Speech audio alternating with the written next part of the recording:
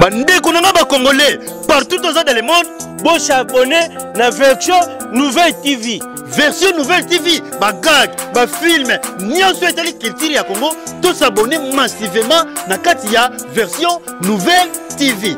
Bon s'abonner massivement. Siek, c'est pas pareil. Ayuna. Merci beaucoup pour la confiance et fidélité au Pessarabiso, ma chère internaute Nabiso, la chaîne YouTube version nouvelle TV, on est brave. Bakano à l'infatigable, nous avons toujours laissé un peu sentiment ma casse sur ça, on a une émission sociopolitique, olobinini, il y a politicien RDC pour la population, pour la Congo, et qu'il y a des bossos bébés qui sont sujet d'actualité, Zali et Belé, Nanengia Kosakanate, entre autres propositions, il y a loi Minakuna Sakata, Zali Kosa, la buzz, Awa, na RDC, ma arrestation, P. Nenga libéra qui sous vice-premier ministre de la justice c'est tout la casse netolobelango awa pena ndenge FCC balobi balongwa na coalition ba comme na cohabitation ce ko simba te boromona a to yamba 4 munene ya parti politique ya DDC na mwana mboka Roland mwana mboka na combo ya Roland kasi tozani a pena plateau tobete masolo avec un parti na idéologie pour awa to bombaka te Tolobakase Bosolo Kastozo Moukina Régie honorable Paul Bintou le pacificateur Balobi Pacifique Palace Néayo Tozonga Total moi sport il y a version nouvelle TV Oyo Bob Koki s'est proposé pour la bino. Version nouvelle TV Oyo Kantangwa Nanga Nyonso awe information awe actualité ya bien awe mama Merci sur ce côté on a plateau et l'actualité oblige to côté na vif du sujet on a plateau de Yambi mon Mboka Roland Tali Oazali 4 menene ya parti politique et DDC et honorable Jean-Marie Ingele il faut honnête Robert Masolo il y a politique Mote Ndeko Mote papa bravo Boni parti ça malam très bien tu vas très bien Nengani honorable Ingele photo hyper posé monte ya moral toujours likolo ya moral toujours likolo. Voilà, balobi honorable Ingele Photomoto ya moral toujours likolo kasito le belso masolo oyo semaine passée et c'est là qui vraiment buzz désordre population va citer quelques makasi une proposition en loi il y a Aubin Minaku na Géry Sakata vous avez ko singa réforme il y a pareil judiciaire bino bandeko ya FCC est-ce que bomona ngwezali opportun to inopportun pour la loi wana? Non, en fait, déjà au départ, quand nous proposons une proposition pour la loi, c'est que tout le monde nous a opportun pour Nabiso. En fait, nous voulons changer des choses. Lorsque tu es dans la coalition, lorsque nous venons dans un gouvernement, nous devons diriger ensemble, c'est que nous devons changer ma camp où les salariés à Mabé. Ça veut dire, là, il y a des gens, il y a des de nos frères qui vont proposer loi. Ça dit bah Monique il y a appareil judiciaire et aussi mingi benate bah le qui to changer maman de sambola bienté. Ça dit les 3 propositions de loi de nos frères Aubin Minaku et puis na Gary Sakata et ça bah proposer moi malamu ça dit il y a mal il y a communication il y a bah là bateau bah que nous peut ça mabé vers peuple mais au moins il fallait qu'il y ait une explication à loi. Oui, certes, nous pouvons dire qu'il y a des places où il y a des propositions au Européen tant que Congolais. Mais au moins dans l'ensemble. On a été attaqué 4 partis DCC qui est FCC. Si, certes, je n'ai pas noté, ça dit tout ça, membre il y a FCC. Front commun pour le Congo, dirigé par l'autorité morale et sénateur à vie Joseph Kabila Kabange. Ça dit, Naboyi Yangote, moi Namboka Jean-Marie Ingele, il faut te payer à Boyi Yangote. Mais le problème c'est que tout solo là, il faut que solo là, la place nini oyo loi oyo ko simba constitution. Mais si que constitution peut si pouvoir la président de la République, to ko simba Yangote. Je pense pas bien que non ceux qui va juge bazali ko sala ko l'instruction moko ya dossier pénal to civil so ba moni que non ba statuer sur le Congo mais il faut aval ya ministre de la justice côté wana ezo sala mabe makasi voilà et on a lobby ils ont la place ils ont touché ma place juridictionnelle. Le président, ça veut dire les ministres, Azaka Maram Oyaye pour nous poser une injonction, ce qui va y est-ce que tu connais brave, dis oui ou non. Tout ce qui reste, ça reste au parquet et au procureur de la République. Ce qui président, ce qui ministre, a commis Kokota Maram Oyetali procureur. Alors, tu n'as procureur Zanine. Tu n'as pas Zanine. Ngana comme tout ne peut pas question tant qu'intellectuel. Malgré que tout ça, il peut avoir droit militaire, mais au moins tu as place ouana. Mais au moins on a comme tout ne ce qui ministre a comme place ouana. Si n'a pas procureur et que ça sous nini. Pour procureur, à la place aux limites il y a eu que ça procureur que ça ministre Salimabé. Même mieux premier ministre, même mieux ministre soit coutu na flagrance à roya kangayo. Bon ce que bonium de repasser des injonctions. Ce qui au Salimbeba. Moi, je Roland, est-ce que tu as que réunion quitté en interne tango mon amboka honorable Obeminaku na Giri et Sakata bana ko tikelo kwana pour ko yoka nde ozali koloba il y a un amendement.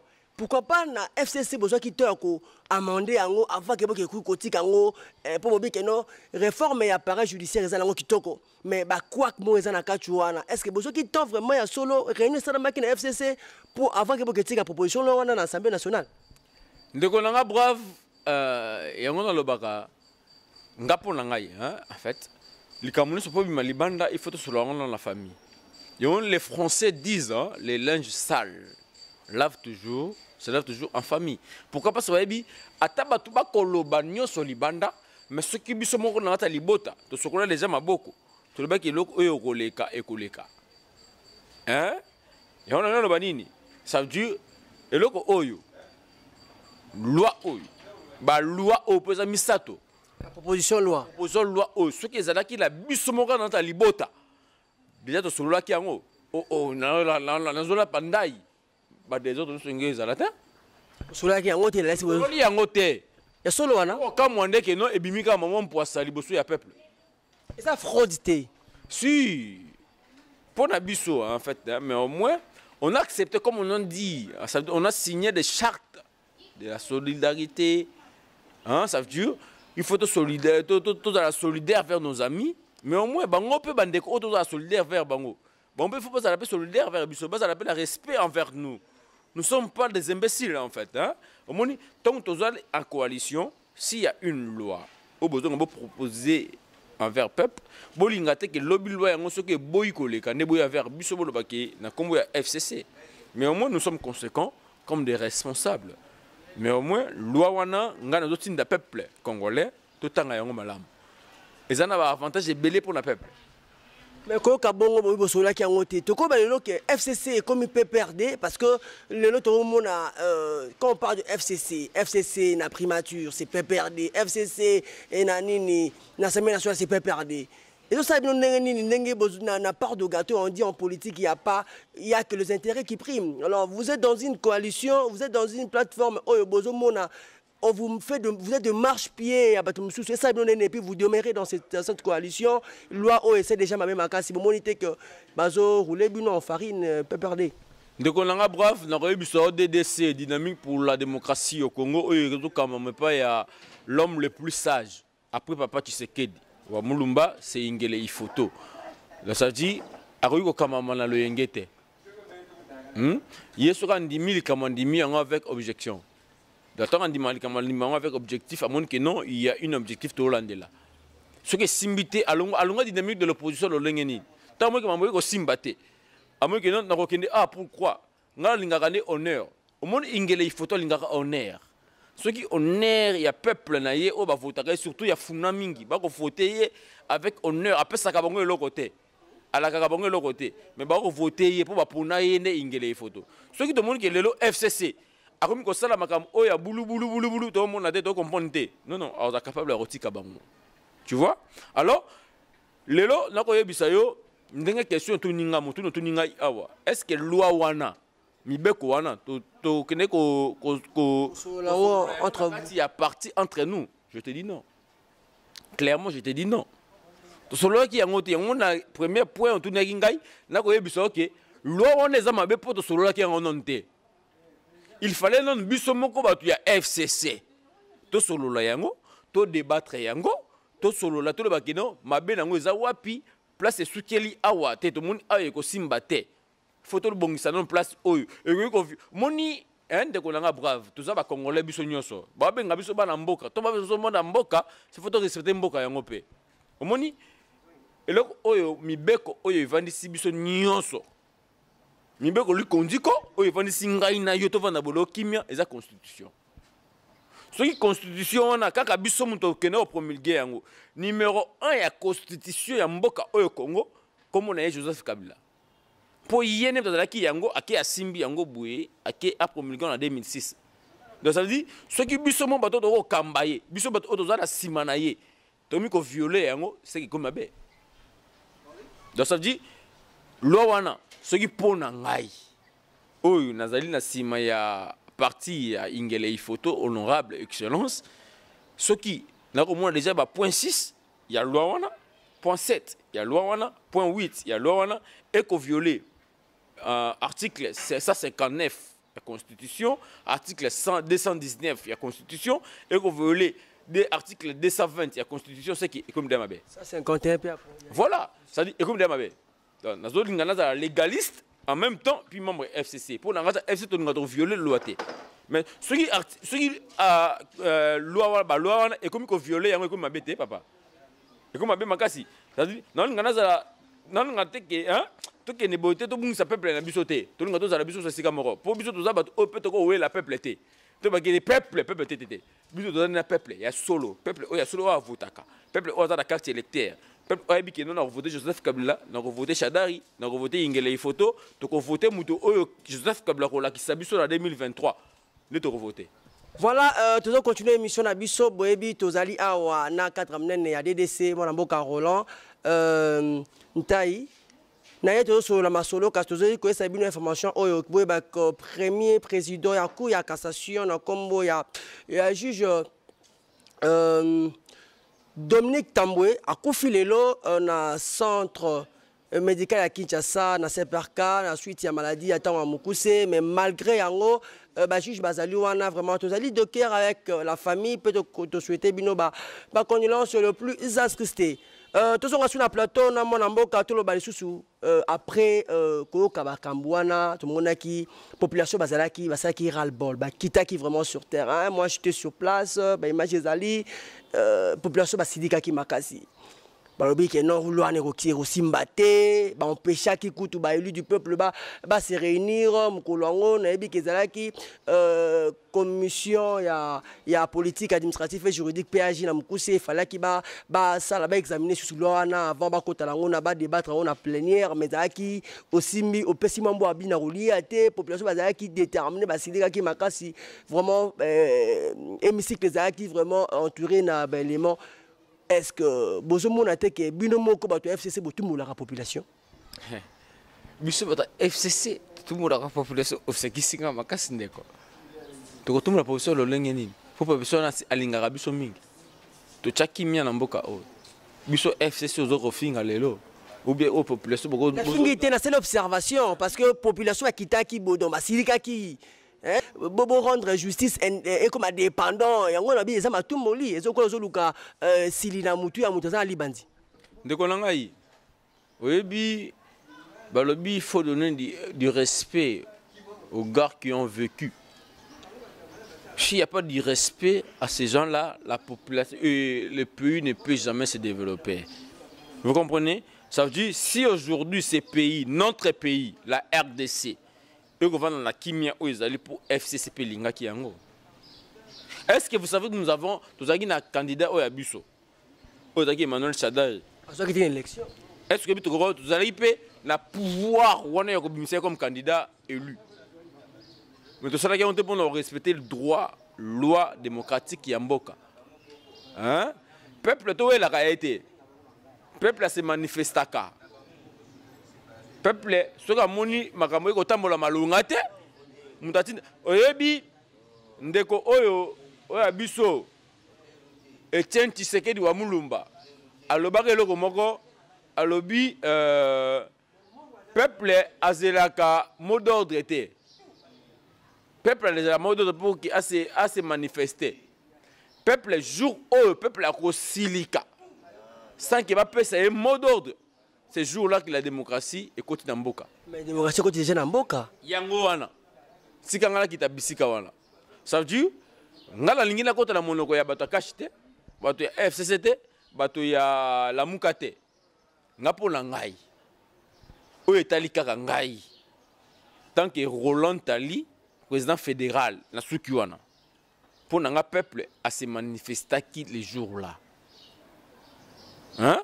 Le peuple a dit ras-le-bol. Le peuple a dit non. Mais alors, comment nous, les politiciens, on peut bien se tenir devant ce peuple autobito représenté? Tu vois? Alors, question par rapport au peuple, je me réserve. Je me réserve de répondre à votre question par rapport au peuple. Parce que le peuple, lorsqu'il se manifestera, je sais, Nalandi, je ne peux jamais les accuser. Parce que j'ai suivi leur secrétaire général. Il a dit... Les populations, non, ce sont les combattants, ce sont la population congolaise, voilà, c'est bon. Ceux qui ont manifesté, ils ont combattu, la population, il y a eu de pèse. Voilà. Ils ont des populations chinoises, je voulais dire. Voilà, c'est pour cela qu'il a dit. Il y a un lobby qui n'est jamais contredire. Lorsque y a lobby qui a dans la mode d'ordre dans Maboko, bandeko la muka ba lobby dans la mode d'ordre dans Maboko. Siko ngai analyste ya Kinshasa ya Congo. Nata la bonne dans le baké mutu boatinde ba tunabi non. Peuple a comme ko conscience malé malembe. Donc ça dit par là na loko wana o tuninga peuple asilika ki peuple sadaki boué. Na lingi pena ko kota na makambo wana mingi te. Loi wana et a mauvaise communication. D'abord de nous-mêmes, les gens du FCC. Et puis de deux, nos communicateurs, comment est-ce qu'ils ont communiqué pour donner cette loi vers le peuple? Vous savez, ce qui est vrai, c'est le droit de tout un député de voter des lois et de proposer des lois. Mais est-ce qu'il faut qu'un député propose une loi contre le peuple? J'ai dit non. Donc ça dit, dans FCC, nous avons une ligne de conduite. On appelle ça un communicateur. Bazali, batanga la combo, boleka, boloba sur le peuple. Tel que j'ai fait ce que je suis en train de faire en ces moments, ce sont des termes individuels. J'ai vu que le peuple, parce que nous sommes des leaders d'opinion, il y a des gens qui viennent vers nous pour nous dire, papa, tolembi, tout ça, non, bozela, tout le monde qui est comme lemba biso. Le bilan de l'élection, il y a électorat, il y a tout le peuple qui va voter. C'est pour cela que la bengi yo, mon amboka, la bengi groupe nabino boya pour tout sur la nabino. Ça veut dire la loi n'est pas mauvaise en soi, mais au moins il y a une mauvaise explication, mauvaise communication par rapport à cette loi. Il fallait que nous, les cadres, il y a FCC, basons dans la loi là. Entre eux, basolo yango. So basolo la ki yango. Na bango la bango. Mais makamonto comme on a le ngeza la terre. Parce qu'il y a une commission. Il y a suivi. Vous voyez? Une commission a suivi, il y a accord, il y a FCC cash. Hein? Ça veut dire, ce qui peut perdre une loi a proposé na cash, na FCC, FCC a dit yango bengi bandeko ya cash pété. Il faut considération les alandeko. Hein? Et hier, tous allés au Bosangani, Bosololi, Bosali coalition, Bosali force, l'Assemblée nationale et l'équipe. Mais ce qui est la loi qui a eu mon PPRD, les gens qui ont imposé, il y a FCC, la coalition, plateforme, et bon, il y a cash. UDPS, la PPRD, basé là comme voilà, oui, IDPS n'a pas perdu Bazali et le comment quand tu considères que le lundi il suis à qui déconfinement il y a commune ya Gombe boyebi activités à qui tena Gombe le lokasi activités sont déjà normales population ba sepeli makasi kasi zanda munene ba fongoli yango te ndoko mais na conseil ya ministre ya vendredi gouvernement ba mo que non proposition loi wana eza inopportun. Bakoui ko débattre en le loté, koutou accusé maramouya faux usage de faux en écriture.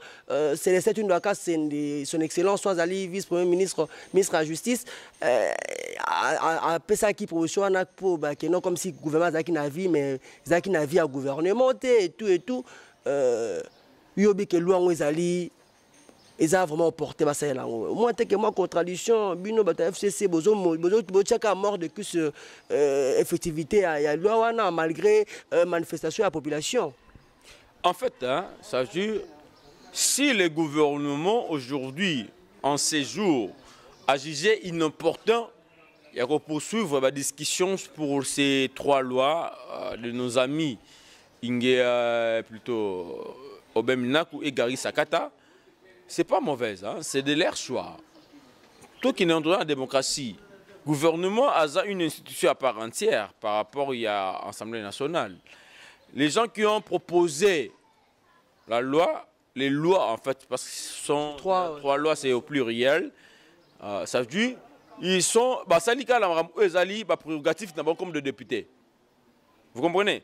Si nos camarades, il y a UDPS, ils ont trouvé qu'il y a des lois où ils ont B.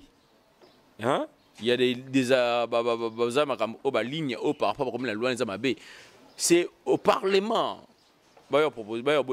Alors, par rapport à votre question, par rapport au gouvernement, moi je dis aussi, c'est de leur droit. C'est inopportun, ils ont déclaré c'est inopportun. C'est de leur droit. Mais ils ont déclaré T, na député. Où on a proposé la loi. Non. C'est à son chef qui est Janine Mabunda et la commission de lui dire que non, la loi est irrécevable. Mais tant que la loi a été déjà recevable, nakati ya Assemblée nationale, député a le problème d'un. Député a la ligne ndingwana. Tu vois? Alors, le gouvernement a dit avis, c'est déjà des avis en fait. Hein? Ça dit il y avait déjà un avis plutôt où il y a déjà avant. Des fraudes, ouais, le bosso yaki wana va se reconnaître en honte. Raison pour laquelle son excellence Tunda Kasende le sur kuna na cour à cassation pour expliquer. On a parlé de faux usage de faux. Aux au courant na honte. Ndeko nangai brave. Naibi oza molobeli journaliste ya monene ya mboka oyo hein. Bato baibi mingi na mbokile. Alors, nakolinga to lo makam oyo ezali clair. Vous voyez? Ça veut dire un ministre ne peut jamais engager le gouvernement sans l'aval de la hiérarchie. Ça veut dire si le ministre engage le gouvernement, ça veut dire a eu accord, a eu accès à la hiérarchie. Donc ça veut dire pour moi, si vous poursuivre le ministre de la VPM, de la justice, Tunda Yaka Sende, ça veut dire là, vous avez directement comme démission et gouvernement. Parce que lui, il a donné l'aval, l'avis aval, il y a gouvernement. Mais moi, le ministre, il avait démontré noir sur blanc, il a vraiment surpris. Quand est-ce qu'il y a eu de Cambouana et raison pour laquelle instruire déjà juridiction en place, cour à cassation, des bazars à dossier. Si il est accusé, la chef accusation des faux usage de faux. Est-ce que ezali acharnement ou bien conseiller likambu moko boye tondengeni? En fait, dans la boyi kolande la été, na boyi flagrance na été, na boyi nyoso wana té. Mais dans le bikara, qui lui avait donné cet aval là? Qui lui avait donné cet aval là? N'est-ce pas ce sont les hiérarchies naé? Parce qu'il y a eu des signatures. Le signature est un rappel falsifié, vous savez. Voilà. Si réellement la signature on les a falsifiées, c'est par là qu'il ne faut pas condamner. C'est par là qu'il ne faut pas condamner. Mais au moins, il faut usage de faux. Moi je dis ceci, par rapport à votre question au début, moi je dis il faut laisser le Parlement faire son travail. Que le gouvernement attende. Comme déjà na combo à gouvernement. Hein? Comme un gouvernement qui avale na combo à gouvernement. Il faut arrêter. Il faut que le Parlement va arrêter. l'examen, il y a loi wana. Ça veut dire qu'il faut directement PAJ, commission PAJ va arrêter. Parce que le gouvernement déjà a qui avant loi a arrêté. Ce que commission PAJ ils ont continué, c'est que parce qu'il est toujours dans la ligne il y a avis au ministre de la justice après ça qui. Je crois et ça par rapport à répondre. Voilà. La vraiment de Kolanga brave. Na ko pena ko kota makamu mingi te o ezali o la ko mona na misu na ngai. On a ko yoka te mais on a ko mona. Ça veut dire na ko kota yango mingi te parce que na mona jusqu'à ce jour commission PAJ azali bandate. Azali bandate ya ko beta libanda a beti libanda biso na kinito ba beti libanda non. A toujours na ligne na ko tambola papa ya avis au ministre, vice-premier ministre o bengami la ministre ya Tunda ya Kasende. Version nouvelle TV oyo kantangwa nanga nyonso awe information awe actualité ya bien awe mama nyonso awe si VPM ya justice azala qui attendu na cour cassation longa qui ba libérer qui tard après audition na mais le siège à PPRD secrétaire permanent ya PPRD Emmanuel Ramazani Chatari alors que tu as dit que vivre système il y a dictature que les canton ya Mobutu. Est-ce que vous avez dictature, tous les état de droit, ils ont dit synonyme de dictature, ou bien c'est besoin acharné, banani, besoin de coalition, pourquoi que propos ana yo en tant que cadre, est-ce que ezali malam koloba on attend on a contexte oyo, est-ce que dictature ezali vraiment la mort dans la bisoto, ezali démocratie, ezali instauré malin état de droit. Ndegolanga brave. Vous êtes brave. Les mots brave parlent des mots, hein, ça veut dire brave. Nalinga mituna na mingi, pour mituna la mingi intellectuel. Quand vous parlez directement la nom ya Mobutu, mais il y a de nos frères, autour de la coalition Lelo, bafunda rabiso non, biso FCC PRD, to bazako dirigé pendant 18 ans bazay pe bata dictature. Pourquoi vous parlez directement de Mobutu or que Botiki Kabila? Hein? Je me pose une question. En tant qu'intellectuel, hein? Je me pose des questions. Mais on a évité parce que à Kokotanga, comme amateur, on a été, vous savez que non, voilà, il est en train de tirer le trait de son côté. Voilà, c'est de l'hypocrisie. C'est ça que moi je refuse en fait. Hein. Je suis libre de mes pensées en moi. Je suis libre de mes pensées, de dire que c'est de l'hypocrisie. Dire que c'est de la dictature, moi je dis c'est d'aller plus loin. Tu sais, les latins disent dura lex sed lex. La loi tellement est dure, moutakora loi à la rater. Hein? Ça veut dire, nos amis, moi je suis clair dans mes paroles. En fait, nous sommes en coalition.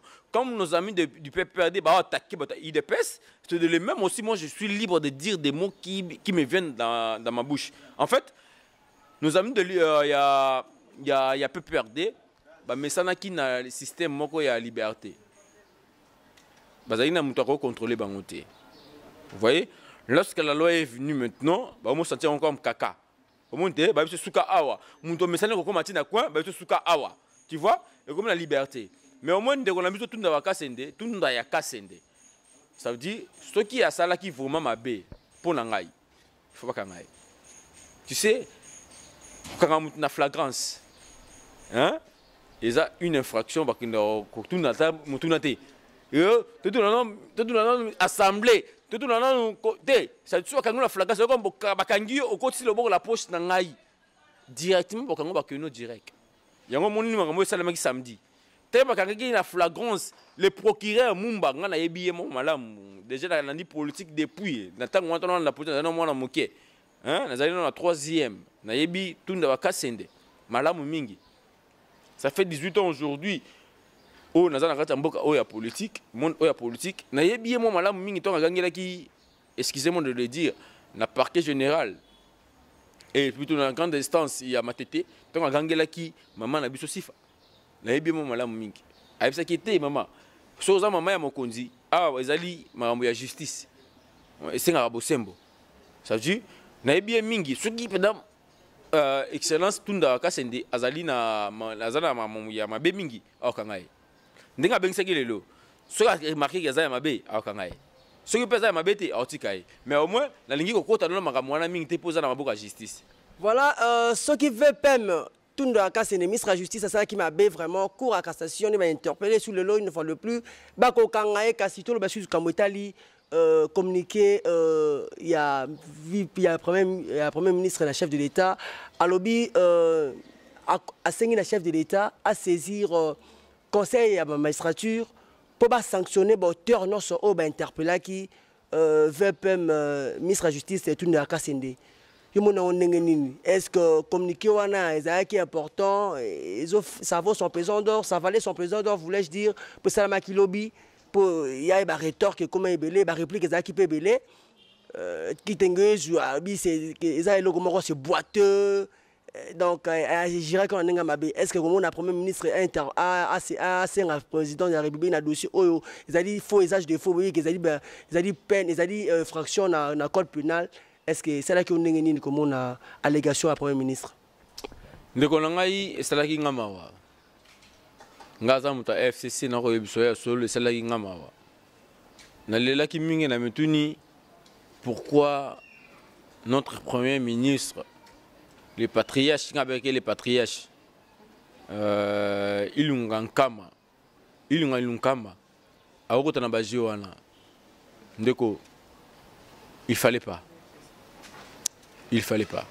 Ce qui est là, les ministres, les vice-premiers ministres, à quoi il y a une infraction, il y a flagrance. Moi je dirais, les premiers ministres aussi, moi, je cotisent sur une infraction. Vous ne pouvez jamais interpeller les présidents de la République vers une annonce qui n'est pas officielle. Si réellement que cette annonce engager le gouvernement, il fallait que comment on l'appelle, les porte-paroles du gouvernement qui est, je le nomme Makelele, qu'ils puissent venir parler. Mais comme je le nomme Makelele, il n'était pas là. Et je pense ça, là, papa, il y a un parti politique, pourquoi pas je parle en tant qu'analyste, je fais mes analyses à moi. Tu vois? On peut aussi interpeller le monsieur plus loin, surtout qu'il y a une musique encore. Vous le parlez en tant que qui? Dans quelle qualité vous nous interpeller? Ce n'est qu'ici, dans notre pays, on doit poser la République, on dit Moninga la biso. Hein? Donc, on doit le Moninga, Tobenga, Yebo, Sali, annonce moi, Benga, Pelobi, que non, président de la République, il faut arrêter. Papa, président de la République, a interpellé, à Kobenga, président de la Cour des procureurs, pour qu'il revenir, non, c'est aller très loin. C'est aller très loin. Ça veut dire, moi je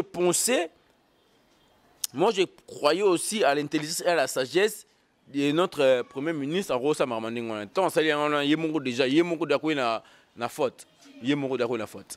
Voilà, il y a déjà na faute, tout chuté, lobby est 30 juin.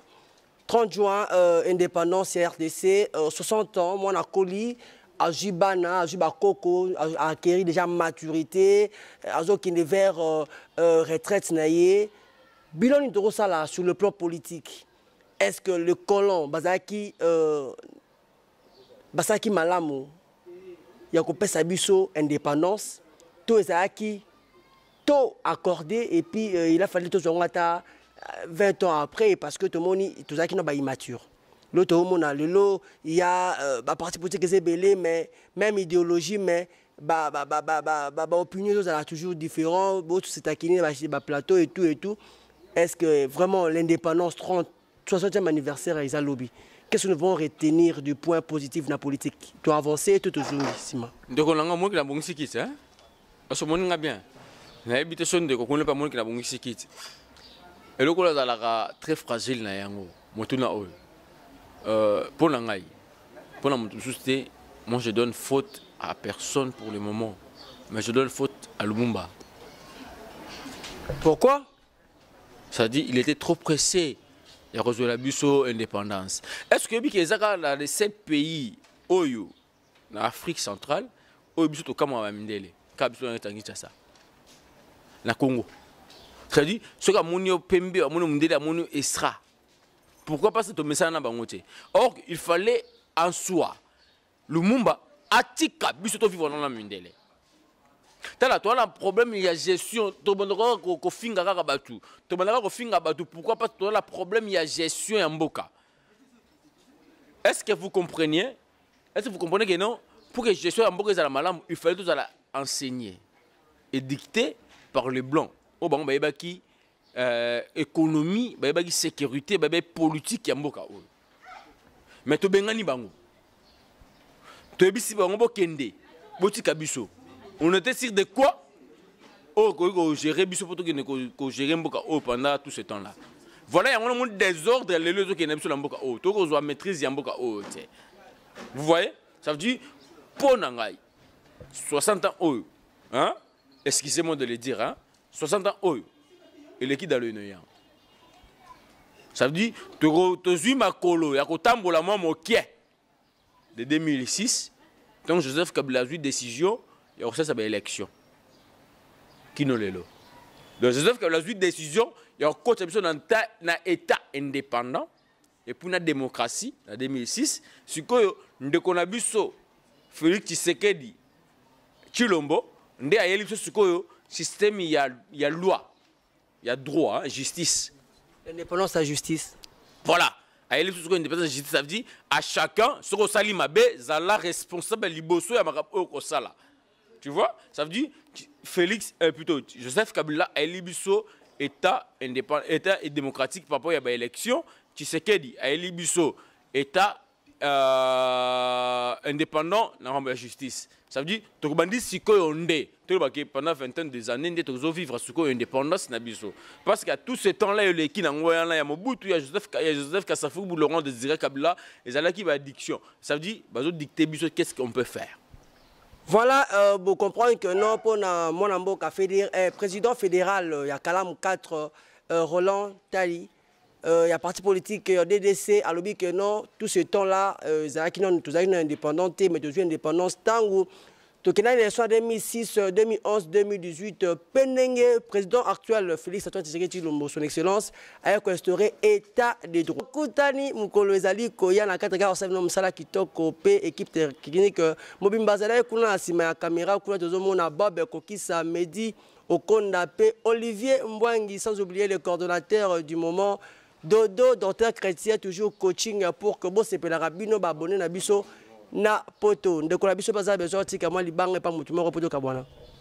Je dis merci à mon mentor, hein, Maman Faustine Seleng Begiwe, et puis à ma mère, Germaine Nistomi Lokelo, et à ma femme, ma tendre épouse, Léance Sundantali, et à ma très chère confidente, Laurette Vuna Makino. Donc vraiment, vous comprenez que non, il n'y a pas de à Banga. Olobini, vous comprenez politique, il y a qui vraiment analyste, à ça qui analyse vraiment objectif et rationnel, à qui n'a pas parti prité, abi, o ezali kaka ko talaye. Tu fais ça radio te, tu kutani mukolo ezali koya.